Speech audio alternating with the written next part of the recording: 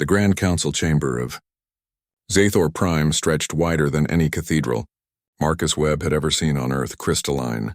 Pillars rose like frozen lightning toward a ceiling that seemed to dissolve into stars themselves. Representatives from 47 species filled the amphitheater.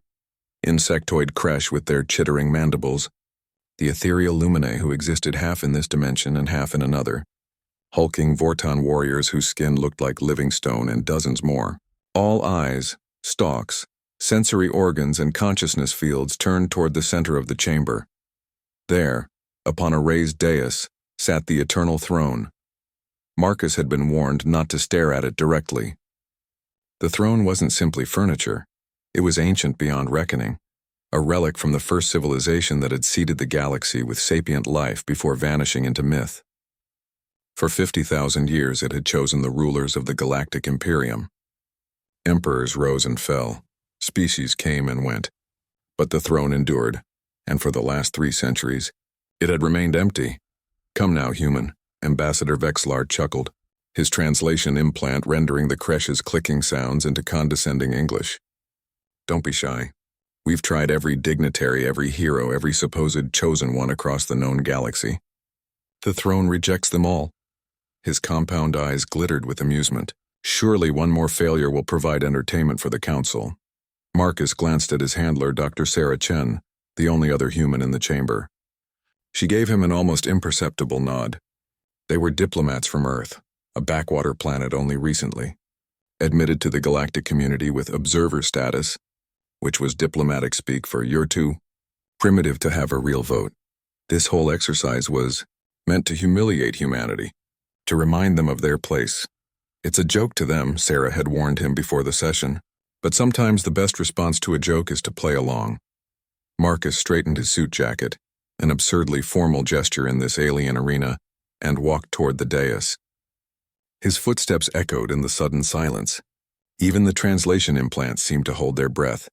The throne didn't look comfortable. It was constructed from a material that shifted between liquid and solid, between darkness and light. Symbols from languages long dead crawled across its surface like living things. According to legend, it read the soul of whoever approached it, measuring their worth against criteria known only to its ancient architects. Thousands had tried. Kings and conquerors, saints and scientists, warriors and wise ones. All had been rejected. Some had been thrown back by invisible force. Others simply found themselves unable to approach. A few had managed to touch it before being judged unworthy, their minds broken by whatever truth the throne had shown them. Marcus climbed the 3 steps to the dais. Behind him he heard the creche ambassador's chittering laugh. Perhaps the throne has a sense of humor after all. A human. Others joined in, not all but enough. The Lumini remained silent, their luminous forms dimming slightly. The Vortan delegation watched with stony patience, but the laughter spread through the chamber like a virus. Marcus stood before the throne. Up close he could feel it, a presence vast and ancient pressing against his consciousness like the weight of deep ocean. For a moment doubt seized him. What was he doing?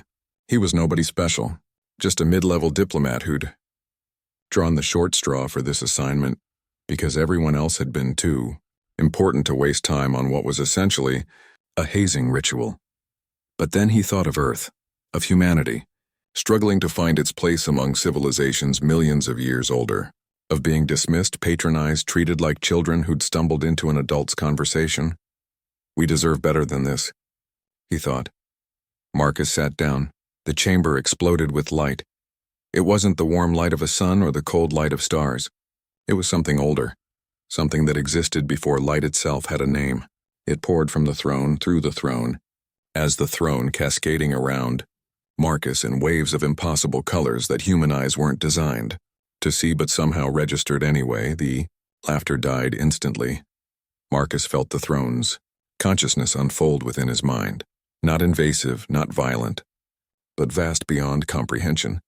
It showed him things, the rise and fall of the first civilization, their hopes that their children's species would grow wise enough to unite, their sorrow that 50,000 years of history had proven otherwise. War after war, emperor after emperor, each one eventually corrupted by power or crushed by its weight. The throne had waited, searched, tested countless candidates across millennia, and found them all, wanting. Until now, Marcus saw himself. Through the throne's perception, not as he imagined himself, not as others saw him, but as he truly was. Every choice he'd ever made, every moment of kindness and cruelty, courage and cowardice laid bare. He saw his flaws, his fears, his failures. He saw the time he'd lied to protect a friend, the time he'd stood up to a bully twice his size, the time he'd sat with his dying grandmother through the long night, just holding her hand. He saw his humanity, messy, contradictory, gloriously imperfect, and the throne saw something else, potential.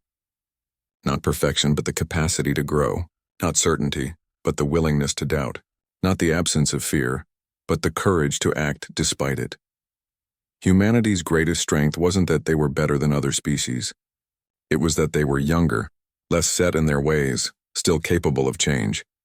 They carried the recklessness of youth and the wisdom of survivors, who'd nearly destroyed themselves a dozen times and somehow pulled back from the brink. The throne had been waiting not for the strongest or the wisest or the most advanced. It had been waiting for someone who could still learn. The light faded. Marcus remained seated, the throne solid beneath him, no longer judging but accepting. Around its base, ancient mechanisms whirred to life for the first time in 3 centuries. Holographic displays bloomed in the air, showing star charts and imperial protocols and 10,000 responsibilities Marcus couldn't begin to comprehend. The Grand Council chamber remained absolutely silent. Ambassador Vexlar's mandibles had gone slack. The lumini blazed brighter than before, their forms sharp with what might have been shock. The Vortan delegation had risen to their feet, a sign of respect Marcus had never seen them show. Dr. Chen's face had gone pale, but she was smiling. Marcus tried to stand. To explain this was clearly some kind of mistake. But the throne held him gently, firmly, the way a teacher might guide a student's hand. Symbols appeared before his eyes, translating automatically into concepts he could understand. "You are chosen," they said. "Not because you are ready, but because you can become ready. Not because you are perfect, but because you know you are not."